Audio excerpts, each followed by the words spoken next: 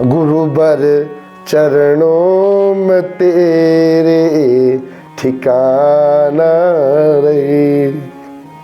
मैं भटकता फिरूं राह दिखाना मुझे, गुरुबर चरणों में तेरे ठिकाना रहे। सबसे पहली गुरु माँ होती है।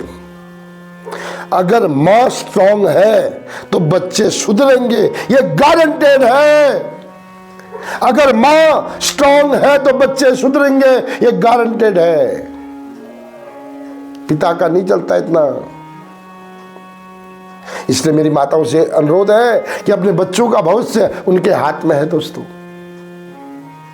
क्योंकि पहली गुरु माँ है और माँ के संरक्षण में यदि बच्चे हो जाए तो उनका जीवन बहुत मस्त हो जाएगा। पहली बात। दूसरा, पिता। अगर माँ स्ट्रांग है तो पिता भी स्ट्रांग हो जाता है, फिर उनके बच्चे बिगड़ नहीं सकते। क्योंकि आज जरूरत है सिर्फ बच्चों का भविष्य। बच्चों का भविष्य के अलावा आज कोई दूसरा सब्जेक्ट नहीं है माय डियर। अगर किसी के पास है तो मेरे को बता देना कि ये बच्चे जरूरी नहीं है करके बता देना। तो बच्चों को अगर आज आपने संरक्षण देना है, बच्चों का जीवन आपने सुधारना है, तो फिर बच्चों के लिए क्यों नहीं कर रहे हो?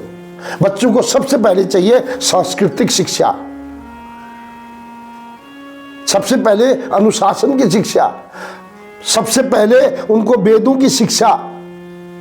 बचपन में माता पिता गुरु, अगर एक देखो एक बच्चा किसी का अगर रास्ते में आ रहा है और उसके वो अपने बड़ों को प्रणाम नहीं कर रहा है, तो समझ लो वो बच्चा क्या सीखेगा जीवन में, क्या करेगा वो समाज की उन्नति, उससे क्या उम्मीद कर सकते हो आप देश की?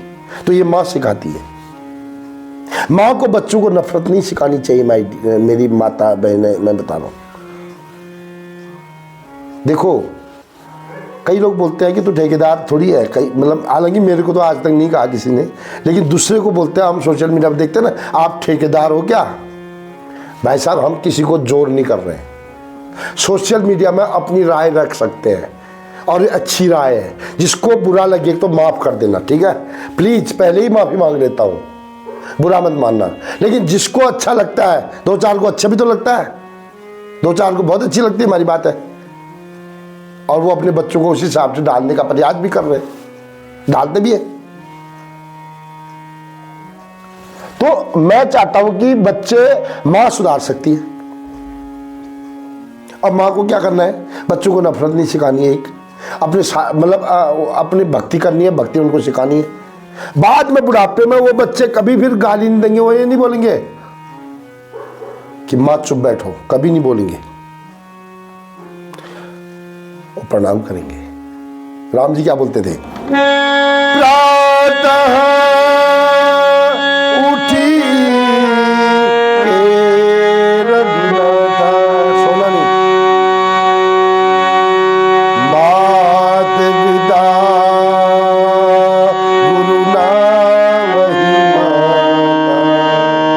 भगवान राम जब सुबह उठते थे पहले माता को प्रणाम करते थे, दंडवत, फिर पिता को, फिर गुरु को, तब वो बाकी काम स्टार्ट करते थे। मेरे देश का ये चरित्र है साहब। मिलते हैं किसी और प्रसंग के साथ 24 घंटे के बाद। तब तक के लिए बना रहे आपका साथ। मैं अपना प्रयास आपके लिए करूंगा। किसी को बुरा लगेगा तो फिर वो माफी दे देना, अदरवाइज जिसको अच्छा लगे उसके लिए तो अच्छा ही काम करूंगा। राधे राधे, जय श्री कृष्ण।